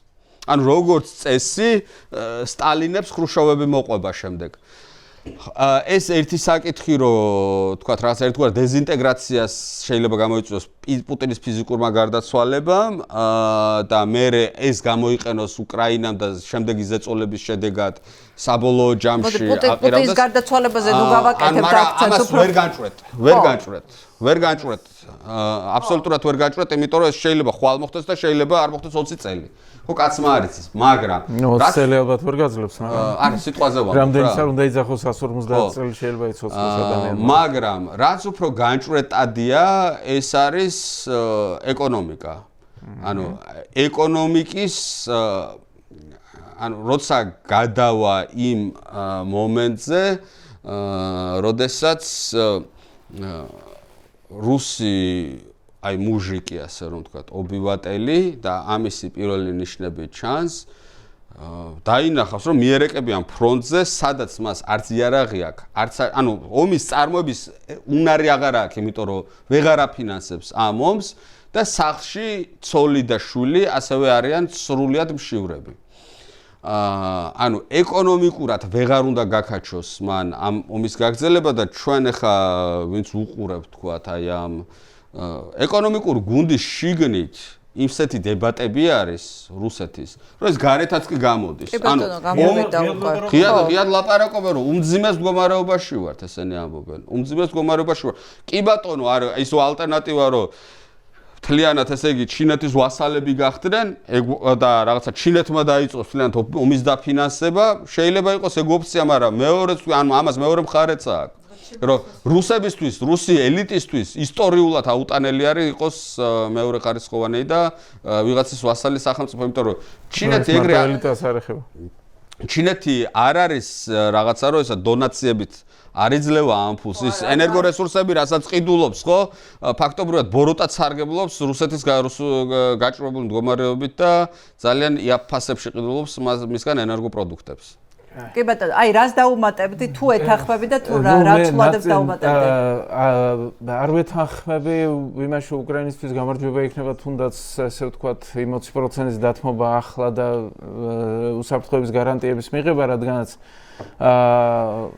უამრავი ცვლადი იქნება მაშინ ისეთი, რომელიც შიდა პოლიტიკაში განსაზღვრავდეს იქნება, რომ სადღაც 1-2 წელიწადში წამოვა საუბარი, რომ რისთვის ვიომეთ, კი არა 1-2 თვეშიც წამოვა, ალბათ რისთვის ვიომეთ. ზელენსკის ხელისუფლებისთვის პრობლემური იქნება, გრძელვადიანად უკრაინისთვის. არა, ზელენსკის ხელისუფლება როგორც ასეთი, როგორც კი ასეთ ძავი იქნება, ზელენსკი ეგრევე იძულებული იქნება წავიდეს და მერე უკვე სერიოზული პრობლემები დაიწყება. მე არ ამგონია, რომ ეს გამარჯვება ჩაითვლება უკრაინისთვის, მით უმეტეს ჩვენ ვართ მსგავს სიტუაციაში. არ ჩაითვლება, მე არ ვამბობ ჩაითვლება, არ ჩაითვლება, მაგრამ გრძელვადიანი ისტორია გამოაჩენს, რომ ესეც გამარჯვება იქნება. ჩვენ გვართ ზუსტად იგივე სიტუაციაში 20% ჩვენი ტერიტორიის ოკუპირებულია და შესაბამისად ჩვენ ხედავთ, რომ შეიცვალა დამოკიდებულება ვიღაცებისთვის რუსეთერი არ არის. ანუ შეიძლება მაგი არ ვიცით ჩვენ 20 წლის შემდეგ რა მოხდება, მაგათვას აქ ვერ გავაკეთებ. ხო, მაგრამ თუმცა ახლა დავაკვირდეთ ერთ რამეს. იმ პირობებით ომის დასრულება გაცილებით ნაკლებ სავარაუდოა დღეს, ვიდრე რომ ნებისმიერი სხვა პირობებით. ანუ რომ აი ახლა აი ეს რაც არის ხაზი აქ შეწყდეს საბრძოლო მოქმედება. გამორიცხულია. ხო, პრაქტიკულად შეუძლებელია, იმიტომ რომ ეს არ აწყობს არა მარტო პუტინს, არ აწყობს ევროკავშირსაც. იმიტომ რომ ევროკავშირისთვისაც გამოდის სერიოზული პრობლემა ამ შემთხვევაში.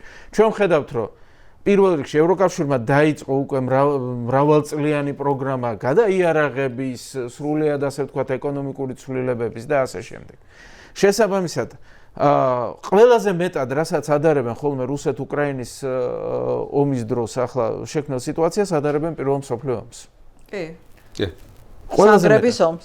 პირველი მსოფლიო ომი იყო რეალურად დასავლეთის ფრონტზე გაყინული იყო 1914 წლის ოქტომბრიდან მოყოლებული ძალიან მცირე ცვლილებები ხდებოდა 1918 წლის მაისამდე. ძალიან მცირე ცვლილებები, აგერ ბექამაც საერთოდ მაგ პერიოდის სპეციალისტია და იცის ეს ძალიან კარგად, ხო? მაგრამ მერე უცბად მოხდა, რომ აი ისე ჩამოიშალა გერმანიის ეკონომიკა და ისე ჩამოიშალა გერმანიის არმია, რომ საფრანგეთის არმია გერმანიის ტერიტორიაზე არ შესულა, ინგლისის არმია მოკავშირეები, ანტანტის ძალები გერმანიის ტერიტორიაზე არ შესულან, კაპიტულაცია გამოაცხადა. ისე გააფორმებიდეს ვერსალის ზავი. კაპიტულაცია გამოაცხადა გერმანიამ კომპიენის ტყეში იმ დროს, როდესაც მისი შტაბ-ბინა, მისი ჯარების შტაბ-ბინა ბელგიურ სპაში იმყოფებოდა და მისი ჯარები საფრანგეთის და ბელგიის ტერიტორიაზე იყო. ეს გამოიწვია, აი აქ უკვე აბსოლუტურად სწორი ხარ ბექა, როდესაც ეკონომიკაზე საუბრობ, რომ ეკონომიკური ფაქტორი იქნება გადამწყვეტი, იმიტომ რომ ამ გრძელვადიან ომში რუსეთს გამარჯვების შანსი პრაქტიკულად არ გააჩნია, იმის გამო, რომ მისი ეკონომიკა ფიზიკურად ვერ გაუძლებს და მე ვფიქრობ, რომ ჩინეთსაც გარკვეულწილად ფალსტარტი გამოუვიდა. ფალსტარტი რაში მდგომარეობს ახლა? დაახლოებით იგივე დაემართა საბჭოთა კავშირის 70-იან წლებში.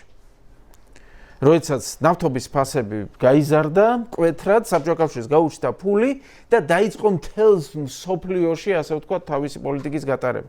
ჩინეთს აი ეს ეკონომიკური სიმძლავრეები აძლევდა საშუალებას, რომ მთელ მსოფლიოში გასულიყო, იქ აფრიკაში, იქ ლათინურ ამერიკაში, ანუ გაზარდა ეს და წინააღმდეგობა მას არ ხვდებოდა. და აქ უცბად მოულოდნელად პუტინმა წამოიწყო ომი, რომელმაც ყველაფერი შეცვალა, მთელი გეოპოლიტიკური სიტუაცია შეცვალა. და შესაბამისად ჩინეთი ბოლომდე მზად ამ დაპირისპირებისთვის არ ამგონია რო იყოს.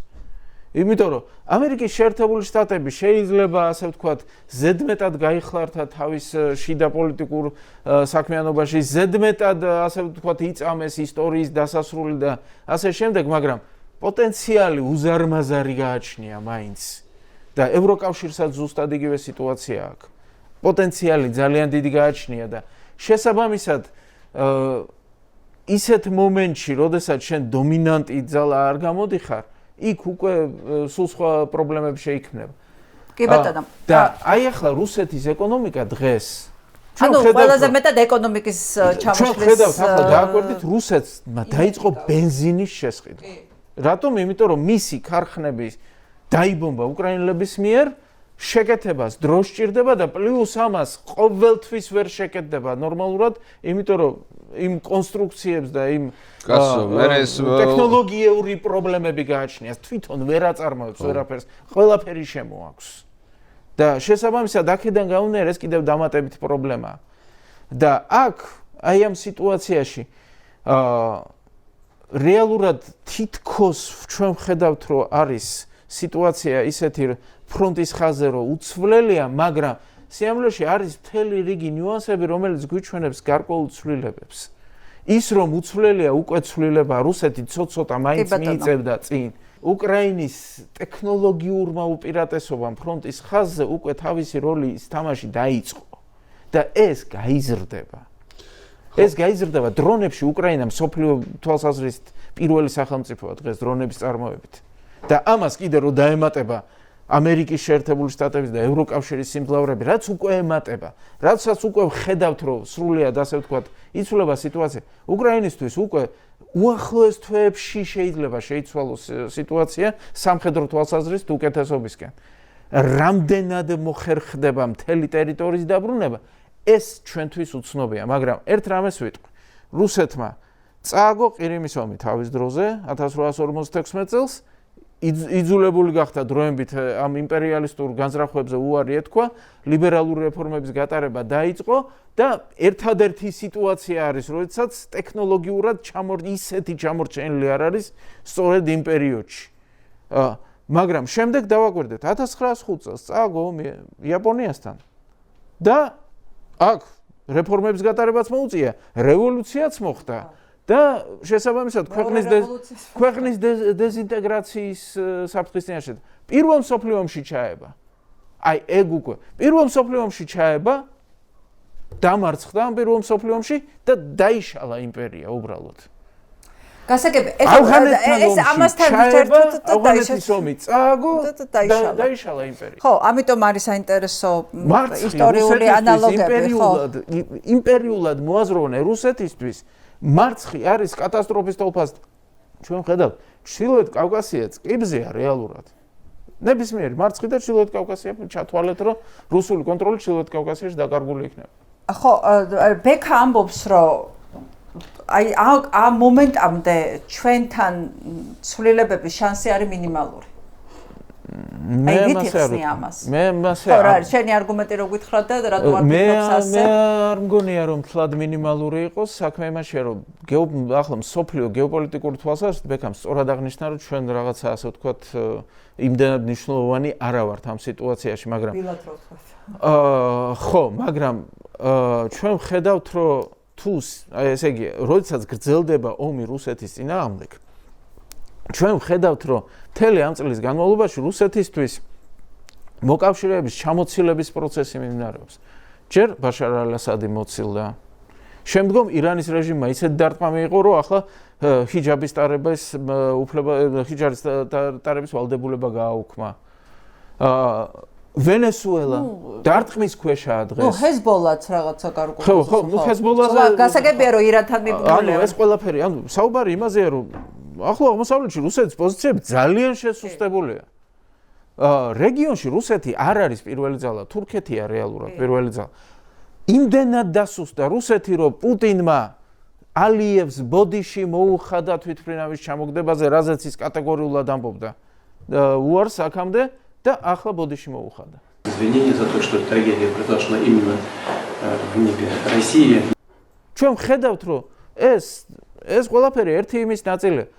დარწმუნებული ვარ, ვენესუელის ამბავი თუ მართლაც ასე ვთქვათ მივიდა იქ მადუროს რეჟიმის დამხობამდე, რაც პრინციპში არ არის ძნელი წარმოსადგენი, კიდევ ერთი იმის შემდგომ სად არის რუსეთის ასე ვთქვათ მოკავშირეები დარჩენილი? სომხეთი და აზერბაიჯანი ამერიკის შეერთებულმა შტატებმა ოფიციალურად ზავი დაადებინა დაასრულა ასე ვთქვათ სამშვიდობო ხელშეკრულება გააფორმებინა და გადმოიყვანა ფაქტობრივად ესე იგი თავის ბანაკში. აი ამ სიტუაციაში ოღონდ საქართველოს გარეშე ზანგეზური ვერაფერი ვერ იქნება. ანუ ეს შუა დერეფანი საქართველოს გარეშე უბრალოდ ვერ მუშაობს.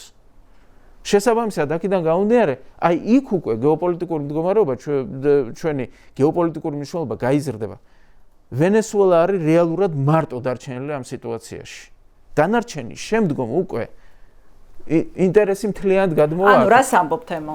მე ვამბობ, რომ უახლოეს თვეებში სიტუაცია ალბათ შეიცვლება და უფრო მეტი ინტერესი გიქნება ამერიკის მხრიდან საქართველოს რეგიონის მიმართ.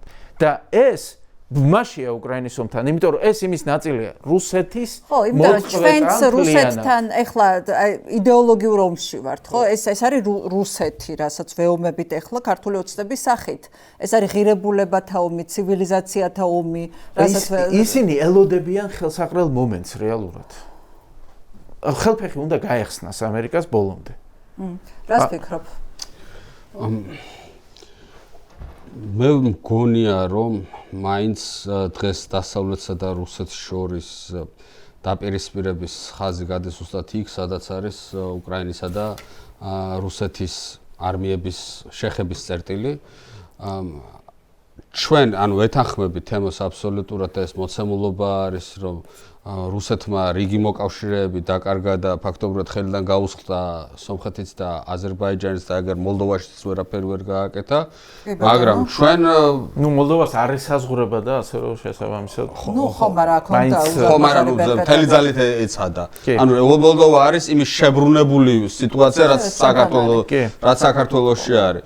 ანუ ჩვენ რო თქვა მოსახლეობის პრორუსული განწყობები არის იქ ერთ-ერთი საყრდენი. მე რატომ ხალხს იცი, ანუ დასავლეთის ჩარევაც მოლდოვაში გაცილებით მეტი იყო იმის გამო რომ კი, რა თქმა უნდა. ანუ ამას აბსოლუტურად გეთანხმებ. მაგრამ ჩვენთან პრობლემა არის ის, რომ აი თუ თქვათ იქ ხელისუფლებაში ყოფ სანდუს ებრძოდა რუსეთი, ხო? და თვითონ ხელისუფლების ხელში პრობა მნიშვნელოვანი არის, ხო? აქ ხელისუფლებაში არის ხალხი, რომლებიც რუსეთზე მუშაობენ და ეს ბევრად უფრო ართულებს და აძნელებს მოცემულობას. ანუ სიტყვაზე სომხეთში რო ყავდეს კოჩარიანი და არ იყოს ფაშინიანი. რა თქმა უნდა ის მდგომარეობა არ იქნებოდა სომხეთში რაც ახლა არის, ხო? ან თქვათ ალიევს რო ქონდეს პროაქტიული პრორუსული პროპოზიცია, არ იქნებოდა ის მდგომარეობა რაც არის. ჩვენი პრობლემა არის ეს, რომ მარტო რუსეთი კი არ არის და რაღაცა რუსეთი არის სახელმწიფო საკანცელარიაში არის რუსეთი კაცო და იმაში არის პარლამენტის შენობაში არის.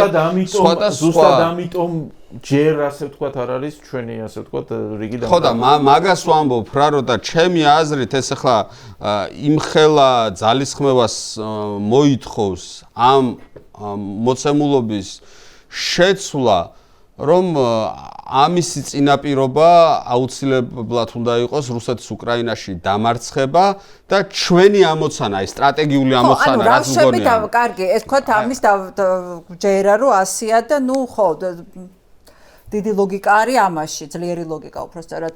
აი როგორ მივდივართ აქ, ანუ როგორი რეჟიმით ვცხოვრობ? კი ბატონო, ანუ ჩვენ ახლა არ უნდა ანუ ერთი რომ მე როცა ვამბობ რომ 4 ოქტომბერი იყო შეცდომა, იმას არ ვამბობ რომ პროტესტზე უნდა ვთქვათ უარი. არა, პროტესტი უნდა იყოს სხვადასხვა ფორმით, სხვადასხვა კრეატივით, უნდა იყოს ჩვენი ცხოვრების ნაწილი. რასაკურველია უბრალოდ გენერალური ბრძოლა არ უნდა დავაორგანიზოთ ჩვენ თვითონ და პირიქით უნდა ავირინდოთ არახელსაყრელ პირობებში ხო არა ეს არ უნდა გავაკეთოთ არახელსაყრელ პირობებში გენერალური ბრძოლა არ უნდა დავაორგანიზოთ ერთი მეორე რომ ჩვენი და ხო არ უნდა გვეგონოს რასაკურველია რომ თუ ახლა გენერალურ ბრძოლას არ დავაორგანიზებთ 9-დან დილის 9-დან საღამოს 6-მდე სამსახურში ვივლით და კოცები ამაზე ბედნიერები იქნება რომ რა კაი ბიჭები ხართ არა რასაკურველია იქნება რეპრესიები მაგრამ რეპრესიებსა და ნადირობას შორის ახლა რაც ხდება არის ნადირობასა და რეპრესიებს შორის საკმაოდ დიდი სხვაობა არის კიდევ ჩვენსა და ცენტრალურ აზიას შორის განსხვავება არის ის რამდენიმე ასეული 1000 ადამიანი, რომელიც აქტიურ წინააღმდეგობაში არის სხვადასხვა მიმართულებით. თუ ეს ხალხი გაყარეს ქვეყნიდან, ჩვენსა და აი ხა რიგითი კოცი ობივატელი რო იყოს საშუალო სტანდარტული ქართველი თუ გახდა რიგითი კოცი ობივატელი ჩვენსა და ცენტრალურ აზიას შორის სხვაობა კი აღარ იქნება.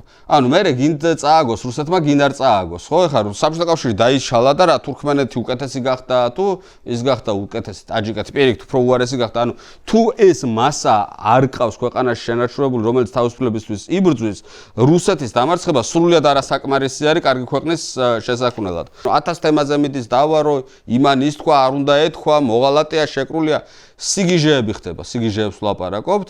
მაშინ როდესაც აი ყველა ვინც ერთმანეთს ლანძღავს საბოლოო ჯამში რაღაცა ან ქვეყნიდან წავა ან დისიდენტის მდგომარეობაში აღმოჩნდება და დისიდენტის მდგომარეობაში თუ ბჭყალებში სანგარში აღმოჩნდი ხო იმ თანამესანგრესთვის გვერდზე რო გიზის დედა არ უნდა გქონდეს ნაგინები და იმიტომ რომ ვერ იქნები იმ სანგარში ისე როგორც უნდა იყო ხო ანუ ეს არ უნდა გავაკეთოთ არ უნდა ვაგინოთ ერთმანეთს ხო და მნიშვნელოვანი არის ძალიან მნიშვნელოვანი არის ყველაზე მნიშვნელოვანი ჩვენი სტრატეგიული ამოცანა უნდა იყოს რომ იმ მომენტისთვის როცა რუსეთი მარცხდება ეს კრიტიკული მასა ქვეყანაში შევინარჩუნოთ აი სათითაოდ ერთმანეთს დავეხმაროთ სამსახურის შოვნაში ამ პატიმრების ოჯახებს რაღაცა რითაც შეგვეძლება მივეხმაროთ რაღაცა აი ეს ემპათია ხო რაღაც აი მე ვერ გეტყვით რაღაცა კონკრეტულ რეცეპტს რომ რუსეთის მარცხამდე შეიძლება იყოს მეგობრებო 4 წელი 5 წელი 7 წელი ამას წინასწარ ვერ ვიტყვი შეიძლება აქაც გაუთვალისწინებელი რაღაცა თუ ახლა პუტინზე ლაპარაკობდი ისიც ერთი წლოვანების არ არიან პუტინი და 74-ის გახდა ახლა პუტინი არა პუტინი უფროსი არის ხო და მაგრამ მე რაღაცა რეცეპტს ვერავინ ვერ გეტყვით და ვერც მე ვერ გეტყვით რომ აი ეს 4 თვე იქნება თუ 7 წელი იქნება როგორ უნდა გავზოთ აი ყოველ დღე უნდა გადავაგოროთ რაღაცნაირად იმისთვის რომ დიდი ალბათობით მაქსიმუმ წელიწად ნახევარს გაძლევს კიდევ ხო ღმერთ მაგრას კაცო მაგ წინააღმდეგ კი არა ვარ კაცო დღე ნახევარი შეიძლება მოხდეს რამე გაუთვალისწინებელი რომელიც ახლა საერთოდ ჩვენს ფანტაზიაში პლუს ნიშნით არა მაგრამ რაღაცა ახლა გაუთვალისწინებელზე პოლიტიკის დაგეგმვა არის სიგიჟე, ანუ არავინ არ გეგმავს ახლა პოლიტიკას. მე ვამბობ რაც არის უფრო ლოგიკური. ანუ და რა ვიცი, მე მგონია რომ აი დღეს მთავარი ამოცანა არის მაინც რაღაცა ტიპის ერთიანობის ჩვენება, იმიტომ რომ ერთიანობა გარდა იმისა, რომ არის მნიშვნელოვანი საზოგადოებამ დაინახოს, რომ არიან ადამიანები, რომელსაც ერთად მუშაობა შეუძლია, ერთიანობა არის ასევე გადარჩენის საშუალება, იმიტომ რომ ერთიანობა გულისხმობს უფრო მეტ სოლიდარობას, უფრო მეტ ურთიერთდახმარებას, უფრო მეტ რწმენას თვითონ მებრძოლებს შორის, იმიტომ რომ როცა რაღაცა აი ხა რუსთაველზე რომ გადიხარ, ხო, იქ რომ მიდიხარ, აი როგორც კი უკვე შეაბიჯებ ამ ხალხში თავს უკეთესად გწნობ. ჩემ პირადი გამოცდილება არის ეს, იმიტომ რომ ვიცი რომ აი ჩემიანებში ვარ, ვიცი იმ ხალხში ვარ, ჯიუტ ხალხში, რომელმაც აი მართლა გასაოცარი გმირობა აჩვენა ამ რამდენი დღის განმავლობაში, ხო, მაგრამ გვაერთიანებს ერთი ხო, იქ ყველა ერთმანეთთან ლაპარაკობს, ვიცი, ყველა ერთმანეთთან ლაპარაკობს. და არის აი ის მუხტი, ანუ ის ამ შეგრძნებას არაფერი არ შეედრება, როცა პირადად ჩემთვის ეგ შევდივარ და რაღაცა იმ მომენტში ყველაზე იმედიანად ვარ. შეიძლება იქ წუწუნებდეთ ერთმანეთთან, მაგრამ იმედი ყოველთვის გვაქვს. ამიტომ ეს ერთიანობა არის მნიშვნელოვანი ჩვენთვის, ვინც იბრძვის ყოველდღიურ რეჟიმში და არის მათთვის, ვინც ამ ბრძოლას უყურებს, როგორც დამკვირვებელი. და ეს არის მისაღწევი რაღაცა ფორმით. ანუ ამაზე უნდა დაიხარჯოს მთელი ჩვენი ენერგია ინდივიდუალურის და კოლექტიურიც, რომ რაღაცა ტიპის ერთიანობა მოხერხდეს. თუნდაც ამ საზოგადოებრივ ჯგუფებს შორის. ძალიან დიდი მადლობა თემო პაპასქირი და ბექა კობახიძე იყვნენ ჩვენთან ერთად. კიდევ ერთხელ შეგახსენებთ, რომ ეს არის პლატფორმა მისმინე, ძალიან მნიშვნელოვანია ჩვენთვის თქვენი მხარდაჭერა, რაც გამოიხატება არხის გამოწერაში, ჩვენი პოდკასტების დალაიქებაში, გადაზიარებაში, კომენტარების გაკეთებაშიც მათ შორის და ასევე თუ გაგიჩნდებათ დონაციის სურვილი ჩვენი არხისთვის, რაც ასევე საერთოდ მნიშვნელოვანია ასეთ დროს მოგეხსენებათ, არის აპინული ჩვენი ანგარიშის ნომრები და იქ შეგვიძლიათ სულ მცირედითაც დაგვეხმაროთ. დიდი მადლობა ყურადღებისთვის.